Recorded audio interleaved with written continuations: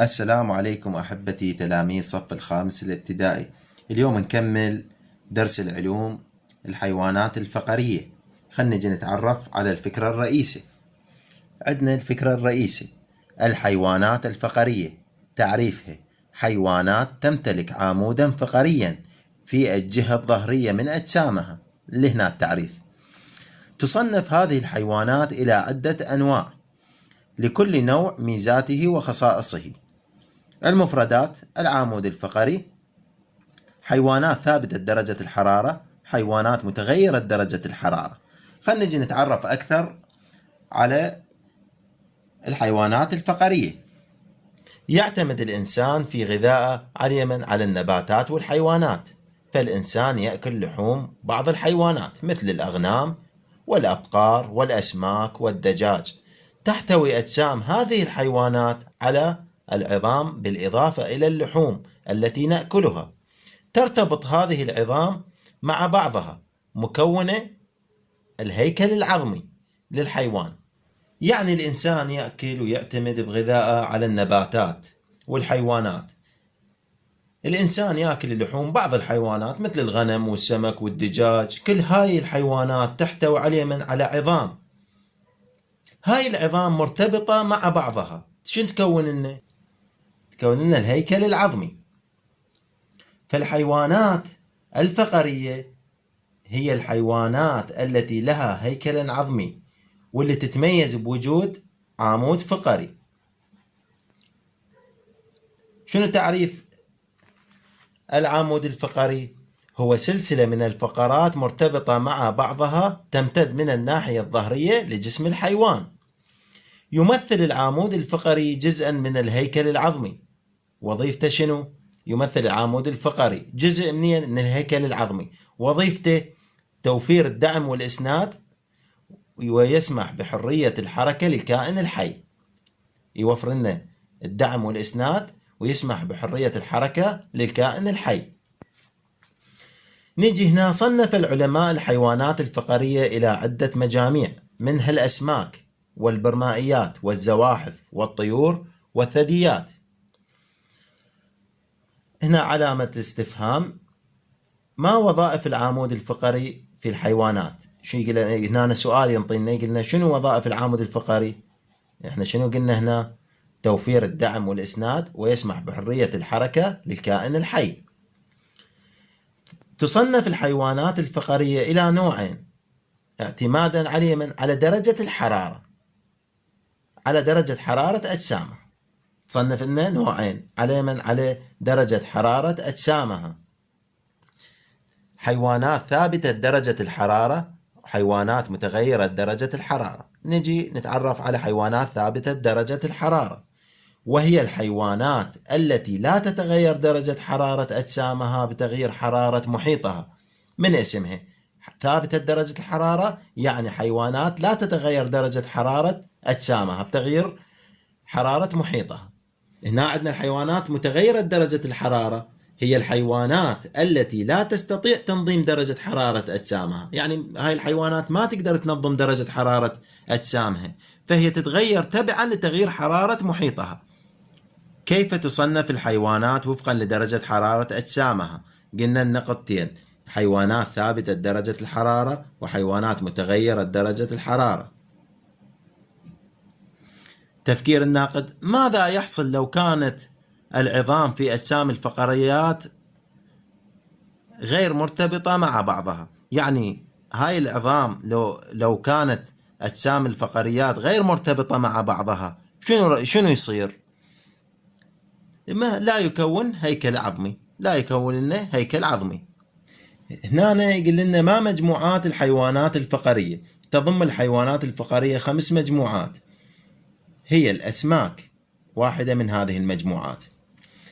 الأسماك من الحيوانات الفقرية متغيرة درجة الحرارة، يعيش بعضها وين؟ في المياه العذبة وبعضها في المياه المالحة. يعني عندنا أسماك تعيش بالمياه المالحة وعندنا أسماك تعيش بالمياه العذبة. لذا فهي تتنفس الأكسجين المذاب في الماء. شنو تتنفس الأسماك؟ الأكسجين المذاب في الماء.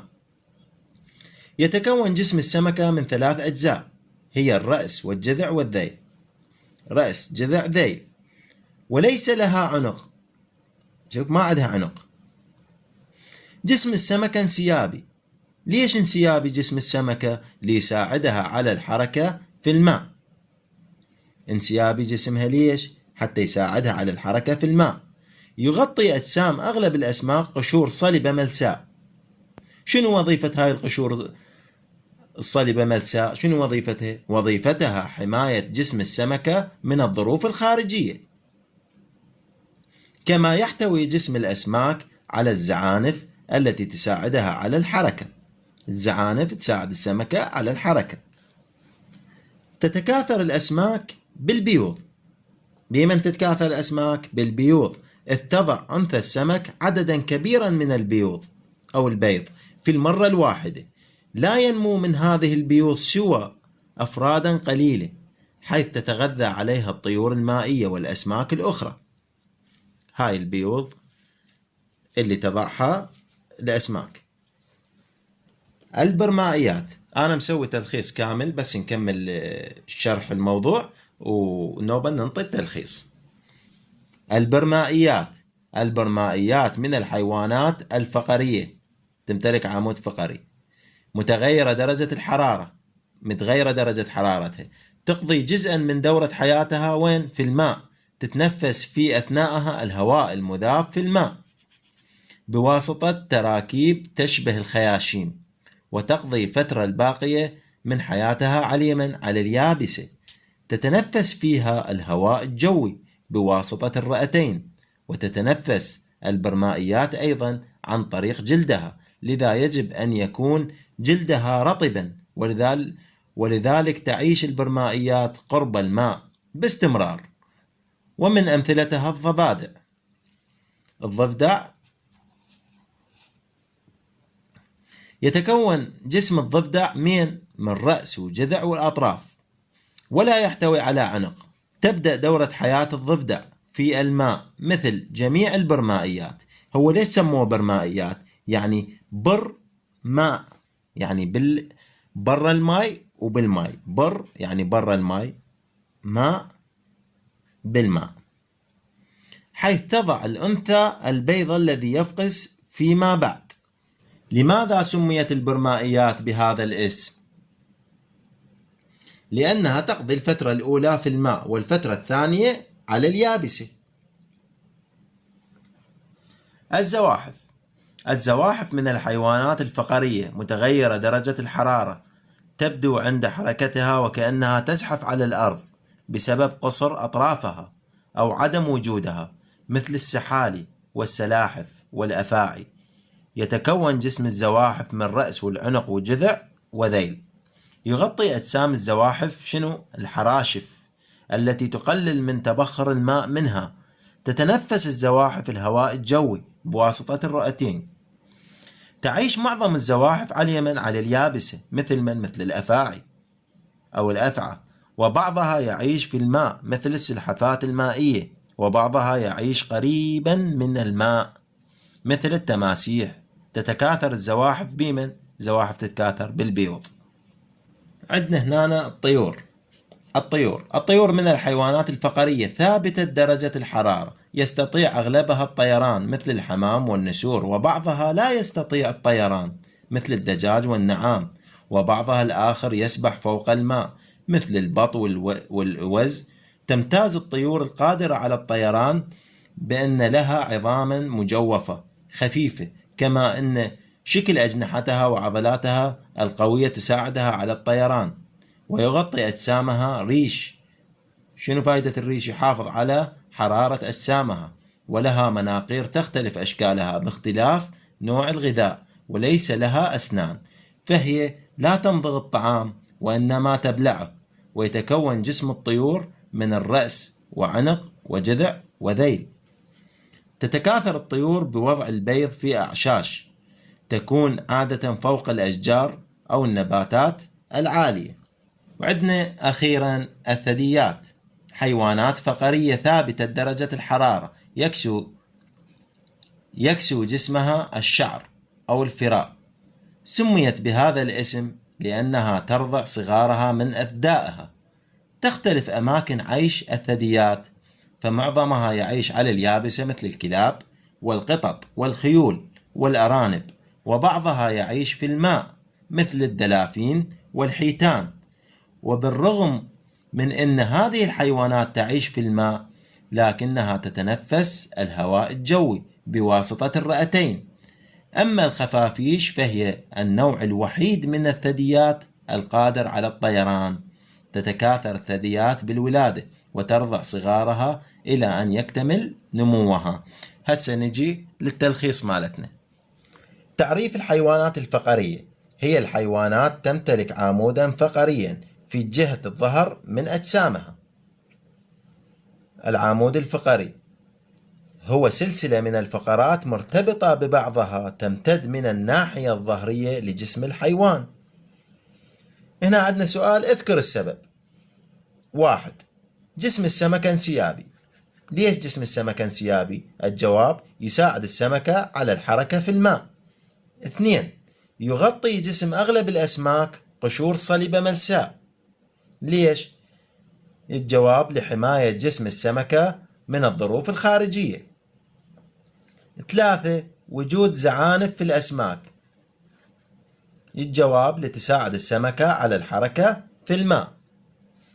4. تضع أنثى السمكة عددا كبيرا من البيض. ليش؟ الجواب: لأنها معرضة للهلاك، تتغذى عليها الطيور والأسماك الأخرى. سؤال: أين تعيش الأسماك وماذا تتنفس؟ الجواب: تعيش بعضها في المياه العذبة وبعضها في المياه المالحة، وتتنفس الأكسجين المذاب في الماء. عندنا تعريف الأسماك: هي حيوانات فقرية متغيرة درجة الحرارة، تعيش بعضها في المياه العذبة وبعضها في المياه المالحة. نيجي للبرمائيات. سؤال: عدد صفات العامة للبرمائيات. الجواب: لها عمودا فقري متغير درجة الحرارة. 2. في أول حياتها تتنفس الهواء المذاب في الماء بواسطة الخياشيم، وباقي حياتها تتنفس الهواء الجوي بواسطة الرئتين. 3. يغطي جسمها الجلد. 4. تتكاثر بالبيوض. 5. يتكون جسمها من رأس وجذع وأطراف. هاي البرمائيات. سؤال: لماذا سميت البرمائيات بهذا الاسم؟ لأنها تقضي الفترة الأولى في الماء والفترة الثانية على اليابسة. سؤال: لماذا دائما جلد الضفدع يكون رطب؟ الجواب: لأنه يعيش بالقرب من الماء. سؤال: كيف تتكاثر البرمائيات؟ الجواب: بواسطة البيوض. البرمائيات تتكاثر بالبيوض. سؤال: تعيش البرمائيات قرب الماء باستمرار. الجواب: لأن البرمائيات تتنفس أيضا عن طريق جلدها، لذا يجب أن يكون جلدها رطبا. الزواحف. سؤال: عدد الصفات العامة للزواحف. الجواب: لها عمودا فقري ومتغيرة درجة الحرارة. 2. يغطي جسم الزواحف الحراشف الذي يقلل من تبخر الماء. 3. تتنفس الهواء الجوي بواسطة الرئتين. 4. تتكاثر بالبيوض. 5. يتكون جسم الزواحف من رأس، عنق، جذع، ذيل. سؤال: لماذا سميت الزواحف بهذا الاسم؟ بسبب قصر أطرافها أو عدم وجودها. سؤال: لماذا لا تحتاج الزواحف إلى ماء كثير؟ الجواب: لأن الزواحف يغطي أجسامها الحراشف التي تقلل من تبخر الماء. أين تعيش الزواحف؟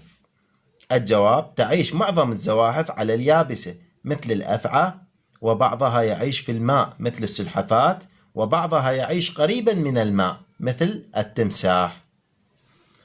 نجي للطيور. سؤال: عدد الصفات العامة للطيور. الجواب: 1. لها عمود فقري وثابتة درجة الحرارة. 2. يغطي جسمها الريش. 3. تتنفس الهواء الجوي بواسطة الرئتين. 4. يتكون جسمها من رأس، عنق، جذع، ذيل.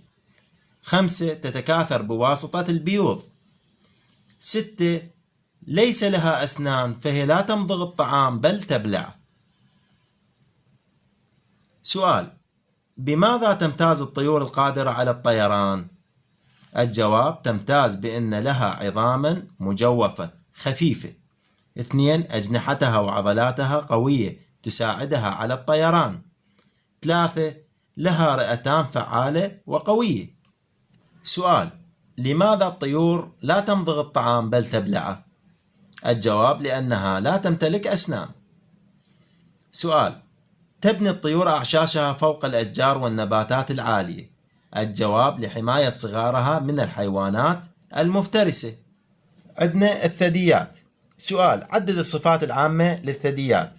الجواب: لها عمود فقري وثابتة درجة الحرارة. 2. يغطي جسمها الشعر أو الفراء أو الصوف.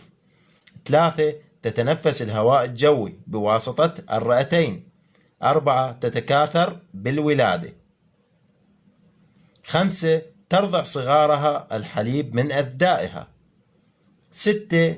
يتكون جسمها من رأس، عنق، جذع، ذيل. سؤال: سميت الثدييات بهذا الاسم. الجواب: لأنها ترضع صغارها من أثدائها. سؤال: أين تعيش الثدييات؟ الجواب: معظمها تعيش على اليابسة مثل الكلاب والقطط والخيول والأرانب، وبعضها يعيش في الماء مثل الدلافين والحيتان.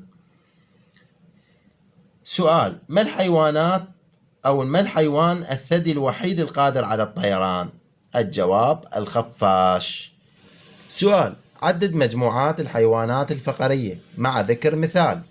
الجواب: الأسماك مثل الشبوط، البرمائيات مثل الضفدع، الزواحف مثل الأفاعي، الطيور مثل النسور، الدجاج، الثدييات مثل الكلاب والقطط. سؤال: ما أهمية العمود الفقري للجسم؟ الجواب: رقم 1 يوفر الدعم والإسناد للجسم. 2 يسمح بحرية الحركة للكائن الحي. سؤال: لماذا يختلف منقار البط عن منقار النسر؟